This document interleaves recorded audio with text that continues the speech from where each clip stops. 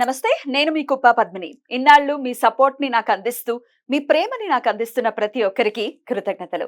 ఇప్పుడు చూడబోతున్న ఈ వీడియో కూడా ఖచ్చితంగా మీకు ఉపయోగపడుతుంది. లైక్, షేర్ అండ్ సబ్స్క్రైబ్ చేసి మీ ఇష్టాన్ని, అలాగే మీ సపోర్ట్‌ని నాకందించండి. అలాగే ఈ వీడియో పట్ల మీ అభిప్రాయాన్ని కామెంట్ సెక్షన్‌లో కామెంట్ చేసి నాకు తెలియజేయండి. నమస్తే. ఓం శ్రీ గురుభ్యో నమ.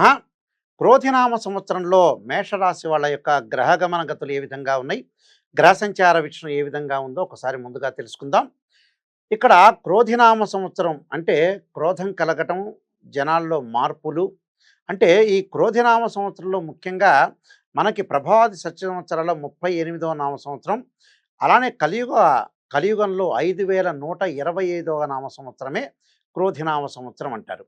ఈ క్రోధినామ సంవత్సరంలో మేషరాశి వాళ్ళ యొక్క ఫలితాలు ఏ విధంగా ఉన్నాయో తెలుసుకుందాం. ముందుగా అశ్విని నక్షత్రం 1, 2, 3, 4 పాదాల్లో జన్మించిన వాళ్ళు, అలానే భరణి నక్షత్రం 1, 2, 3, 4 పాదాల్లో జన్మించిన వాళ్ళు, కృత్తికా నక్షత్రం 1వ పాదంలో జన్మించిన వాళ్ళందరూ కూడా మేషరాశి జాతకులు అవుతారు. మేషరాశి వాళ్ళకి ఈ సంవత్సరం ఆదాయం 8గా ఉంటుంది, 14 ఖర్చుగా ఉంటుంది, అలానే రాజ్యపూజ్యం 4గా ఉంటుంది, అవమానం 3గా ఉంటుంది. అయితే మేషరాశి వాళ్ళందరికీ కూడా ఏ విధంగా ఉండబోతుందో చూస్తే, ఈ సంవత్సరం అంతా కూడా గురువు రజితమూర్తిగాను, అలానే తదుపరి ద్వితీయ స్థానంలో గురువు యొక్క సంచారం వల్ల తామ్రమూర్తిగాను, శని లాభంలో ఉండటం వల్ల లోహమూర్తిగాను, రాహుకేతువులు కూడా ఈ సంవత్సరం అంతా కూడా రజితమూర్తిగా ఉంటాయి.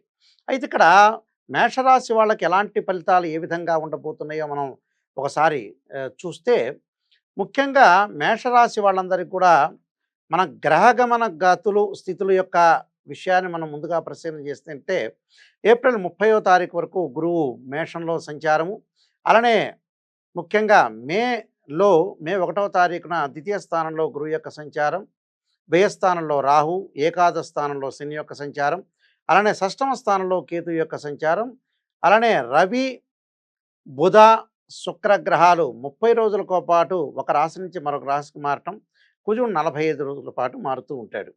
అయితే ఇక్కడ ముఖ్యంగా ప్రధానంగా స్థితిగతులు ఇవన్నీ కూడా మనం అంచనా వేసుకునేటట్టయితే, ఈ మేషరాశి వాళ్ళకి ఈ సంవత్సరం అంతా కూడా అనుకూలమైన ఫలితాలు జరిగే అవకాశం ఉంటుంది, కార్య విజయం జరిగే అవకాశం ఉంటుంది.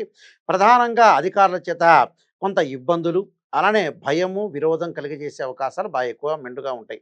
ఈ సంవత్సరంలో కూడా ఆర్థిక పరంగా ఆదాయం బాగా పెరగటము, అనుకూలమైన విషయాల్లో ముందుకు వెళ్ళటం, సర్వకార్య విజయాన్ని సాధించే అవకాశం ఉంటుంది. అలానే హృదయ సౌఖ్యం అనేది బాగా ఎక్కువగా ఉంటుంది. యశోవృద్ధి కలిగే అవకాశాలు, సౌభాగ్యము, ధనాదాయము, ధర్మ కార్యక్రమాలు చేయించే అవకాశాలు, సంతోషం కలగజేసే అవకాశాలు బాగా ఎక్కువ ఉంటాయి. అయితే శత్రువులు కొంతమంది మిత్రులుగా జరిగే అవకాశాలు ఎక్కువ ఉంటాయి. అయితే మేషరాశి వాళ్ళకి ముఖ్యంగా 11వ స్థానంలో లాభస్థానంలో శని యొక్క సంచారం వల్ల అనుకూలంగా ఉండటం, ప్రతి పనిలో కూడా విజయం సాధించే అవకాశం ఉండటం ఒకటి, ద్రవ్యలాభం కలిగే అవకాశాలు, భార్య పుత్రాది స్వజనులతోటి మోదం కలిగే అవకాశాలు ఎక్కువ ఉంటాయి. సకల కార్యాలయందు కూడా లాభం కలుగుతుంది. సాధారణంగా 11వ స్థానంలో శని యొక్క సంచారం వల్ల బాగా అద్భుతమైన రిజల్ట్స్ వచ్చే అవకాశాలు బాగా ఎక్కువగా ఉంటాయి. ఏమిటి మరి మేషరాశి వాళ్ళకి జన్మంలో గురువు ఉన్నారు, మరి ద్వితీయంలో గురువు ఎప్పుడు వస్తాడు అంటే, మే 1వ తారీఖున మధ్యాహ్నం 12 గంటలకి ఇక్కడ దేవగురువు అయిన బృహస్పతి ద్వితీయ స్థానంలో వృషభ రాశిలో సంచారం వల్ల అనుకూలమైన ఫలితాలు జరిగే అవకాశం బాగా ఎక్కువ ఉంటుంది. అంటే గురువు ధనకారకుడు, లాభకారకుడు, సంతానకారకుడు కాబట్టి ఇక్కడ వివాహం కాని స్త్రీ పురుషులందరూ కూడా వివాహాలు జరిగే అవకాశం బాగా ఎక్కువగా ఉంటుంది. అలానే సంతానం లేని వాళ్ళకు కూడా సంతానం కలిగే అవకాశాలు కూడా బాగా ఎక్కువ ఉంటాయి. అంటే భూ లాభాల ప్రాప్తి జరిగే అవకాశం ఉంటుంది. ప్రజల మీద నమ్మకం ఉంటుంది. అలానే శుభకరమైన ఖర్చులు కూడా కలిగే అవకాశం ఉంటుంది. అంటే గురువు వల్ల ధనకారకుడు, లాభకారకుడు కాబట్టి గురువు వల్ల మంచి జరిగే అవకాశం బాగా ఎక్కువ ఉంటుంది. అంటే మే 1వ తారీఖు నుంచి చాలా అద్భుతమైన ఫలితాలు జరిగే అవకాశం, అభివృద్ధి, లాభాలు, రాజకీయ రంగంలో ఉన్న వాళ్ళకు కూడా మంచి అభివృద్ధి, అలానే పై గుర్తింపు జరిగే అవకాశాలు ఎక్కువగా ఉంటాయి. సినీ, నాటక పరిశ్రమ రంగాల్లో ఉండే వాళ్ళకి వృద్ధి చెందే అవకాశం ఉంటుంది. నూతన నటీనటులకు కూడా అవకాశాలు కలిగే అవకాశాలు బాగా ఎక్కువ ఉంటాయి. వ్యవసాయదారులకి 2 పంటలు పండే అవకాశం ఉంటుంది. గృహ కార్యక్రమాలు, వృత్తి వ్యాపార ఫలించే అవకాశం ఉంటుంది. పెద్దల యొక్క ఆదాయం బాగా పెరిగే అవకాశం ఉంటుంది. వివాహ, గృహ లాభాలు కలిగే అవకాశం అనేది ఎక్కువగా ఉంటుంది. సర్వకార్యాలయందు కూడా లాభం కలిగే అవకాశం అనేది బాగా మెండుగా ఉంటుంది. అంటే ధన సంపాదన, సుఖము, కీర్తి ప్రతిష్టలో మాట గౌరవాన్ని పొందే అవకాశం ఉంటుంది. శుభమూలకంగా కూడా కొంత ధన వ్యయం కలిగే తక్కువగా ఉండే అవకాశం, సంతోషంగా కలిగే అవకాశాలు బాగా ఎక్కువ ఉంటాయి. అంటే ప్రత్యేకంగా మేషరాశి వాళ్ళకి గురువు వల్ల ధనం కలగటం, ఆర్థిక స్థితిగతులు ముందుగా ముఖ్యంగా వెళ్ళిపోతాయి. అలానే వృత్తి, ఉద్యోగ, వ్యాపార రంగం వాళ్ళకు కూడా అనుకూలమైన ఫలితాలు జరిగే అవకాశం ఉంది. వ్యాపార భాగస్వామ్యం చేసే వాళ్ళకు కూడా ఈ సంవత్సరం క్రోధినామ సంవత్సరం చాలా మంచి ఫలితాలు జరిగే అవకాశం ఎక్కువగా ఉంటుంది. దానికి గురువు కారణం. అలానే ఏకాదశ స్థానంలో శని వల్ల కూడా మంచి పనులు జరిగే అవకాశం ఉంటుంది. అలానే 6వ స్థానంలో కేతు యొక్క సంచారం వల్ల కూడా శత్రువులు మిత్రులుగా మారటం, తీర్థయాత్రలు, పుణ్యక్షేత్రాలు, ధార్మిక కార్యక్రమాలు చేసే అవకాశాలు బాగా ఎక్కువగా ఉంటాయి. అలానే వీళ్ళకి ముఖ్యంగా వ్యయస్థానం రాహు యొక్క సంచారం వల్ల కూడా విదేశాలకు వెళ్ళటం, విద్యార్థులకు అనుకూలమైన పరిస్థితులు, అంటే ఈ అకాడమిక్ ఏరియా కంటే కూడా నెక్స్ట్ అకాడమిక్ ఏరియా అనేది చాలా అనుకూలంగా ఉంటుంది. ఈ సంవత్సరం ముఖ్యంగా ఏప్రిల్ నెలలో ఎగ్జామినేషన్ రాసే వాళ్ళు కూడా తప్పకుండా అధిక శ్రమతోటి ఉత్తీర్ణత సాధించే అవకాశాలు బాగా ఎక్కువ ఉంటాయి. స్త్రీలకి గౌరవ మర్యాదలు బాగా పెరిగే అవకాశం ఎక్కువగా ఉంటుంది.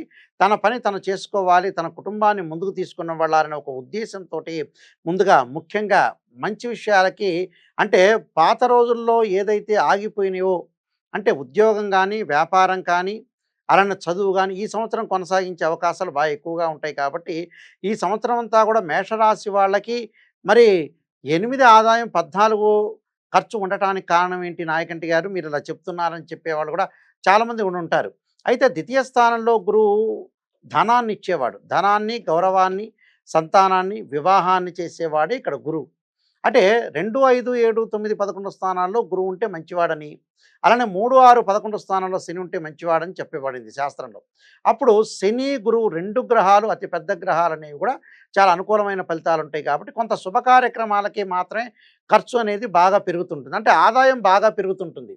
ఆదాయంతో పాటు వీళ్ళ ఖర్చు కూడా పెరగటానికి ఏమిటంటే పిల్లల యొక్క పెళ్ళిళ్ళు, చదువులు, దానితో పాటు ఇళ్ళ నిర్మాణం చేపట్టే అవకాశాలు ఎక్కువగా ఉంటాయి. కాబట్టి ఇక్కడ గురువు మేలు చేస్తాడు, శని కూడా మేలు చేస్తాడు. అలానే రవి, బుధ, శుక్రగ్రహము నెల రోజుల పాటు ఒక రాశి నుంచి మరొక రాశికి మారుతాడు. అలానే కుజుడు 45 రోజుల పాటు ఉంటాడు. కాబట్టి ఇక్కడ మేషరాశి వాళ్ళందరికీ కూడా అనుకూలమైన ఫలితాలు జరిగే అవకాశాలే ఖచ్చితంగా ఉంటాయి. కాబట్టి వీళ్ళకి తప్పకుండా కొన్ని ప్రత్యేకంగా కొన్ని రెమెడీస్ చేసుకొని ముందుకు వెళ్తే ఈ సంవత్సరం అంతా కూడా అధికంగా లాభం కలిగే అవకాశాలు బైక్ ఉంటుంది. ముందుగా వీళ్ళు ఆరోగ్యపరంగా కొద్దిగా జాగ్రత్తగా తీసుకొని ముందుకు వెళ్ళాలి. అంటే దీర్ఘకాలిక వ్యాధులు ఉన్న వాళ్ళు కొద్దిగా ప్రయారిటీ చేసుకొని చాలా జాగ్రత్తగా ఆలోచన చేసి ముందుకు వెళ్ళటం అనేది చాలా శుభదాయకంగా చెప్పబడింది. అయితే ముఖ్యంగా ప్రధానంగా స్థితి, గతి, వ్యాపారము, ఉద్యోగం ఇవన్నీ కూడా బాగున్నాయి మేషరాశి వాళ్ళకి. మేషరాశి వాళ్ళు చేయాల్సిన పరిహారం ఏంటంటే దుర్గా సప్తశతి పారాయణం ఒకటి, ఆదిత్య హృదయ పారాయణం చేయటం చాలా మంచిది. ముఖ్యంగా శరీరే జర్జరి 5, 7, 9, 11 స్థానాల్లో గురువు ఉంటే మంచివాడని, అలానే 3, 6, 11 స్థానాల్లో శని ఉంటే మంచివాడని చెప్పబడింది శాస్త్రంలో. పోతే వ్యాధిగ్రస్తే కళేబ్రే ఔషధం జాహ్నవీతోయం వైద్యో నారాయణ హరి అనే మంత్రాన్ని చక్కగా చదువుకోవాలి. ఆదిత్యాయుధ్నే సడ జరగాలని ఆశిస్తూ సర్వే జనా సుఖినో భవంతు.